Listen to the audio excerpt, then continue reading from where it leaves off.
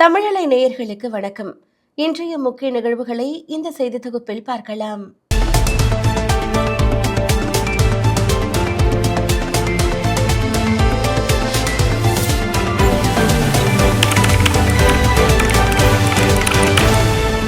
சட்டசபை தேர்தலில் அதிமுக கூட்டணியில் தொகுதி பங்கீடு முடிந்து ஒப்பந்தம் கையெழுத்தாகியுள்ளது. அதிமுக கூட்டணியில் தொகுதி பங்கீடு சுமூகமாக முடிந்திருக்கிறது. சென்னையில் அமைந்திருக்கும் அதிமுக தலைமை அலுவலகத்திற்கு வந்த பாஜக தமிழக பொறுப்பாளர் பியூஷ் கோயலை எடப்பாடி பழனிசாமி வரவேற்றார். கூட்டணி கட்சிகளின் தலைவர்களும் தலைமையகத்திற்கு வந்த நிலையில் தொகுதி பங்கீடு தொடர்பாக பேச்சுவார்த்தை நடத்தப்பட்டு இறுதி முடிவு எடுக்கப்பட்டது. அதன்படி பாஜகவுக்கு 27 இடங்கள், பாமக 18 இடங்கள், அமமுக 11 இடங்கள் ஒதுக்கப்பட்டு இருப்பதாக எடப்பாடி பழனிசாமி அறிவித்தார். மற்ற கட்சிகளுடன் பேச்சுவார்த்தை நடைபெறுவதாகவும் கூறிய அவர், 2021 சட்டமன்ற தேர்தலில் பாஜகவுக்கு 20 இடங்கள் கொடுக்கப்பட்ட நிலையில் இப்போது 27 இடங்கள் வழங்கப்பட்டுள்ளன. ஈரான் போரால் உலக அளவில் பொருளாதாரம் கடுமையாக பாதிக்கப்பட்டு இருப்பதாக பிரதமர் மோடி தெரிவித்திருக்கிறார். நாடாளுமன்ற மக்களவையில் உரையாற்றிய அவர், ஹோர்முஸ் நீரிணையில் கப்பல் போக்குவரத்து மிகவும் சவாலாக இருப்பதாகவும், ஈரான் இஸ்ரேல் போரால் உலக பொருளாதாரம் கடுமையாக பாதித்துள்ளது என்றும், மத்திய கிழக்கு ஆசிய நாடுகளில் உள்ள தலைவர்களுடன் பேசி வருகிறேன் என்றும் தெரிவித்தார். வளைகுடா நாடுகளில் வசிக்கும் 1 கோடிக்கும் மேற்பட்ட இந்தியர்களின் பாதுகாப்பில் உரிய அக்கறை செலுத்தப்பட்டு வருவதாகவும், பெட்ரோல், டீசல், சமையல் எரிவாயு சப்ளையில் பாதிப்பு ஏற்படாமல் இருக்க மத்திய அரசு நடவடிக்கை மேற்கொண்டு இருப்பதாகவும் கூறிய அவர், மாற்று எரிசக்தி திட்டங்களுக்கும் தொடர்ந்து முன்னுரிமை அளிக்கப்பட்டு வருவதை பிரதமர் மோடி சுட்டிக்காட்டினார்.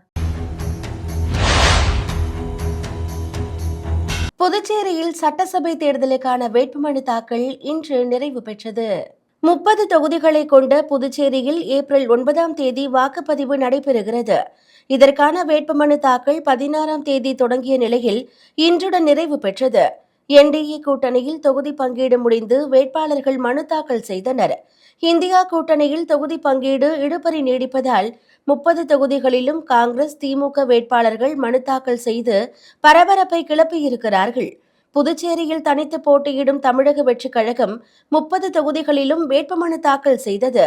இதேபோன்று தனித்து போட்டியிடும் மார்க்சிஸ்ட், பாமக வேட்பாளர்களும் மனுக்களை தாக்கல் செய்து இருக்கிறார்கள்.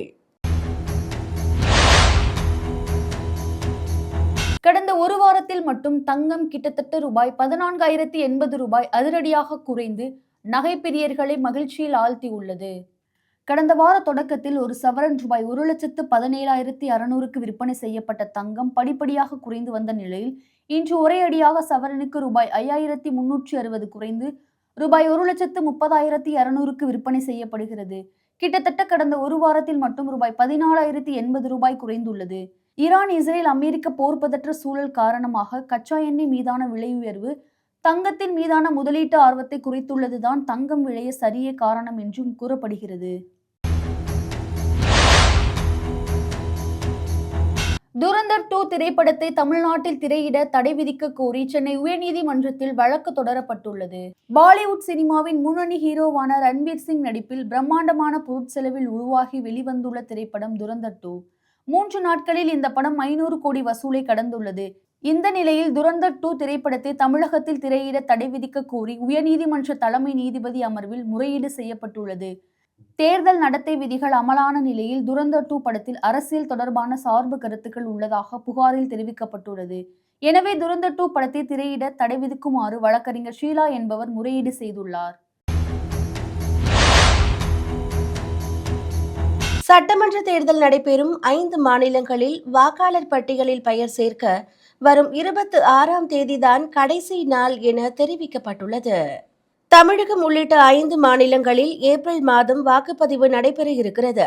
இதற்காக இறுதி வாக்காளர் பட்டியல் வெளியிடப்பட்ட நிலையில் புதிதாக பெயர் சேர்ப்பவர்களுக்கு கூடுதல் அவகாசத்தை தேர்தல் ஆணையம் வழங்கியுள்ளது. வாக்காளர் பட்டியலில் பெயர் விடுபட்டு இருப்பின் பெயர் சேர்க்க தேவையான ஆவணங்களை கொடுத்தால் அவர்களின் பெயர் சேர்க்கப்படும். பின்பு தேர்தலில் வாக்களிக்க முடியும். இதற்காக மார்ச் 26 வரை மட்டுமே அவகாசம் என தேர்தல் ஆணையம் அறிவித்துள்ளது. இறுதி வாக்காளர் பட்டியலில் பெயர் இடம்பெற்றிருந்தால் மட்டும்தான் சட்டமன்ற தேர்தலில் வாக்களிக்க முடியும் என்பது குறிப்பிடத்தக்கது. 15 நிமிடங்களில் மெசேஜ்கள் தானாகவே அழியும் புதிய அம்சத்தை வாட்ஸ்அப் விரைவில் அறிமுகம் செய்ய உள்ளதாக தகவல் வெளியாகி உள்ளது. ஆஃப்டர் ரீடிங் எனப்படும் இந்த வசதி ஒரு மெசேஜ் அனுப்பப்பட்டு படிக்கப்பட்ட 15 நிமிடங்களுக்குள் தானாகவே அழியும் வகையில் வடிவமைக்கப்பட்டு இருப்பதாக தெரிவிக்கப்பட்டுள்ளது. இந்த புதிய அம்சம் மிகவும் குறுகிய நேரத்தில் பயனர்களின் தனியுரிமையை பாதுகாக்கும் விதத்தில் அறிமுகப்படுத்தப்பட்டுள்ளது. முக்கியமான தகவல்களை பகிரும் பாதுகாப்பை இது உறுதி செய்கிறது.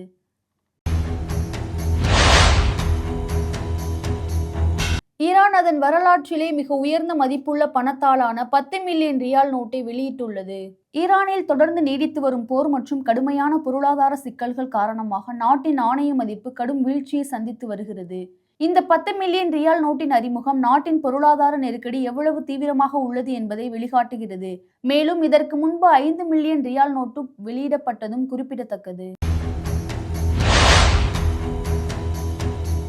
சபரிமலை ஐயப்பன் கோவிலில் பங்குனி உத்திர விழா கொடியேற்றத்துடன் தொடங்கியது. உலக புகழ்பெற்ற சபரிமலை ஐயப்பன் கோவிலில் நடைபெறும் முக்கிய விழாக்களில் ஒன்று பங்குனி உத்திர திருவிழா.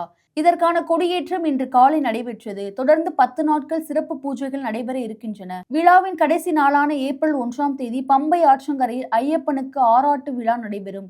பக்தர்களின் வசதிக்காக தேவையான ஏற்பாடுகளை தேவஸ்தான நிர்வாகம் செய்துள்ளது. T20 கிரிக்கெட் போட்டிகளில் 14,000 ரன்கள் என்ற சாதனையை விராட் கோலி எட்ட இருக்கிறார்.